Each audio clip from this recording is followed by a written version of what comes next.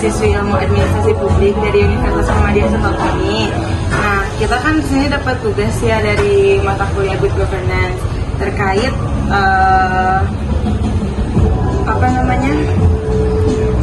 pandangan kakak terhadap Good Governance itu seperti apa. Nah, kita boleh kasih tanya-tanya. Yang pertama, gimana sih pandangan kakak terhadap proses pencalonan gibran sebagai cawapres? Apakah sudah sesuai dengan prinsip transparansi sama partisipasi publik? Jawab kalau dari sudut pengusaha UMKM ya, proses pencalonan ini kan biasanya mencerminkan prinsip keterbukaan dan partisipasi publik. Karena kesannya itu karena kesannya apa itu kan masa presiden sebelumnya, jadi seolah bikin publik kita ya keputusan itu bisa digabung.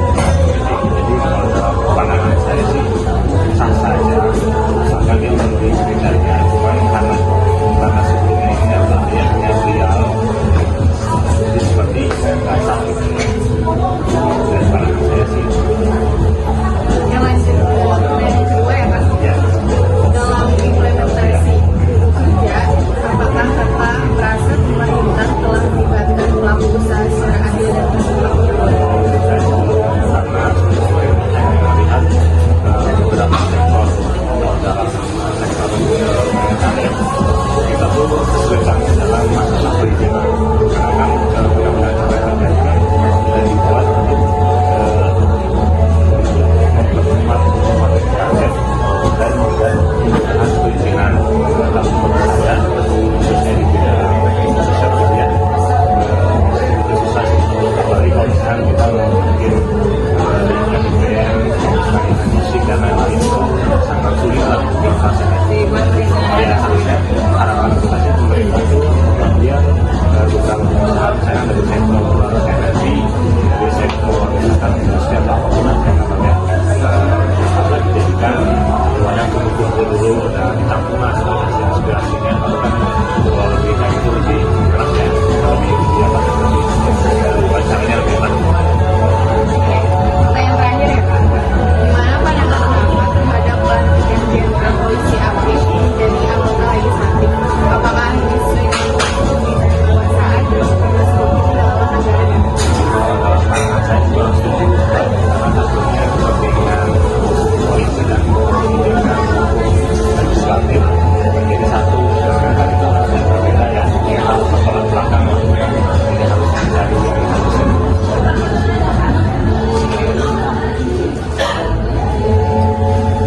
Ya udah, kak, makasih ya atas wawancaranya, makasih juga buat waktunya udah nyempetin. Semoga kakak juga lancar. Makasih banyak Tapi Kak. waktunya ya Kak. Iya, oke.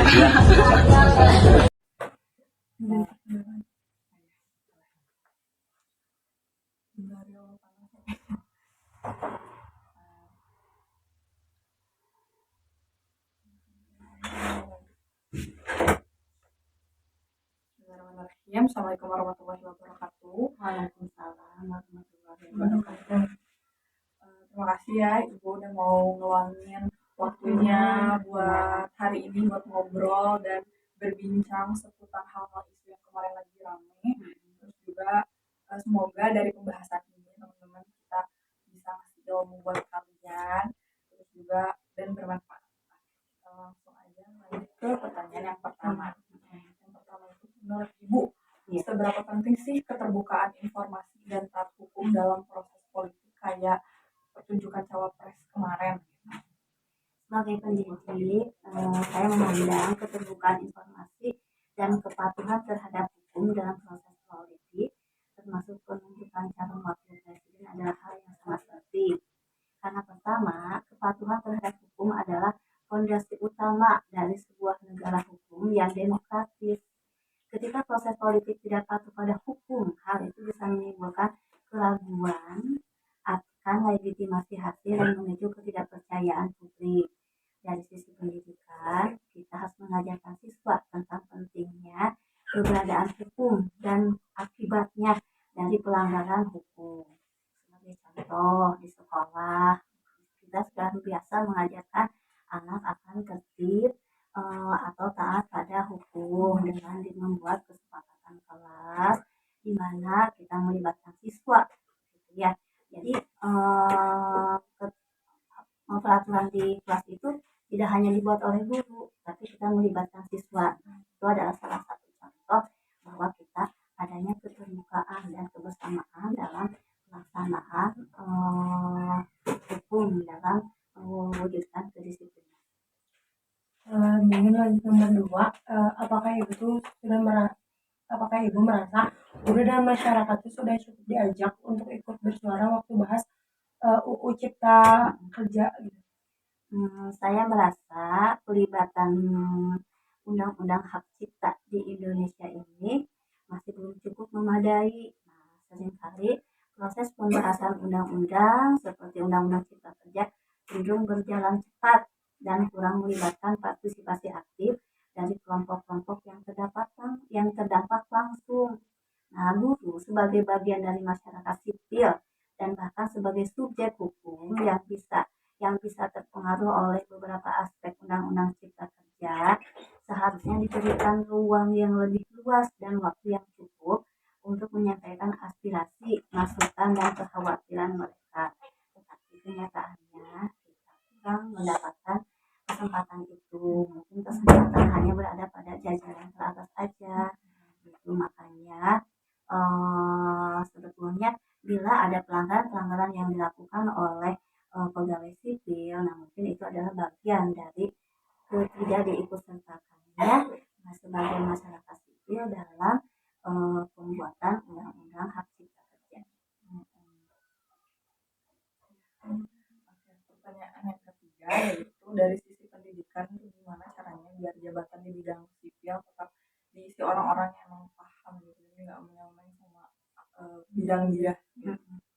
Dari sudut pandang pendidikan, untuk menjaga agar jabatan di sektor sipil termasuk pendidikan tetap dijalankan oleh orang-orang yang memang memiliki latar belakang dan kompetensi di bidang tersebut, cara yang menurut saya paling efektif adalah penerapan sistem meritokrasi yang kuat. Nah, ini berarti penempatan posisi itu harus didasarkan pada kualifikasi, pengalaman, dan kinerja, bukan pertimbangan lain, misalnya karena kedekatan, gitu ya, atau karena relasi, atau karena orang dalam, bukan karena itu. Tapi memang benar-benar karena beberapa hal yang tadi saya sebutkan tadi. Lanjut mungkin yang nomor pertanyaan keempat, menurut ibu prinsip apa aja sih yang penting biar koperasi termasuk koperasi guru ataupun sekolah bisa jalan dengan jujur dan juga transparan? Ya, di sekolah memang ada koperasi, ya, itu disebutnya koperasi warga sekolah. Agar koperasi termasuk koperasi sekolah atau guru bisa dikelola secara jujur dan transparan, nah ini perlunya diterapkan akuntabilitas anggota.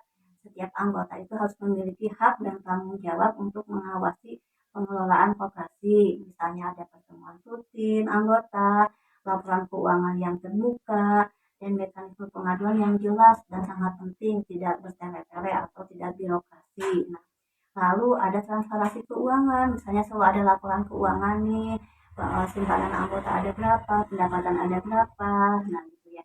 Kemudian ada demokrasi anggota, itu yang paling penting. Setiap anggota harus memiliki satu suara. Nah, tidak berdasarkan siapa nih yang lebih besar simpanannya, ya. Kemudian ada pendidikan dan informasi anggota atau edukasi secara berkala. Kemudian ada pengawasan yang ketat. Pertanyaan yang terakhir ya teman-teman, itu adalah menurut ibu seberapa penting realitas guru dari politik praktis buat jaga dunia pendidikan tetap aman dan nyaman? Ya. Nah, lingkungan sekolah dan fasilitas tempat di mana siswa merasa aman untuk belajar, bertanya, dan mengembangkan pemikiran kritis mereka tanpa adanya bias atau tekanan. Guru memiliki peran besar dalam membentuk karakter dan pandangan siswa. Jadi jika guru terlibat dalam dunia politik, mungkin nanti guru tidak akan memiliki kebebasan. Misalnya guru tidak berpihak pada siswa, tetapi berpihak pada kepentingan. Ya. Jadi pentingnya guru itu menjadi pihak yang netral, ya, supaya guru itu tetap menjalankan profesinya sesuai dengan pelayanan guru. Warahmatullahi wabarakatuh. Waalaikumsalam warahmatullahi wabarakatuh. Perkenalkan, nama saya Faisal Mustafa. Saya Rafi Fauzan. Adanya saya di sini untuk mewawancarai dari salah satu RT saya yang bernama Bapak Aas Kosasi. Untuk pertanyaan pertama, Pak, proses Gibran menjadi cawapres, pertanyaannya itu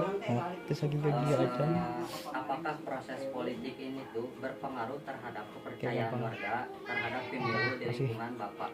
Menurut Bapak mah nggak ada pengaruh, soalnya di TPS waktu pemilihan dia yang paling unggul, berarti nggak ada pengaruh, itu masyarakat langsung yang memilih. Ya. Pasti sebagian ada yang enggak, menurut Bapak nggak ada yang pengaruh, aman-aman aja. Terus tingkat kepercayaan warga terhadap proses ini tuh gimana, Pak?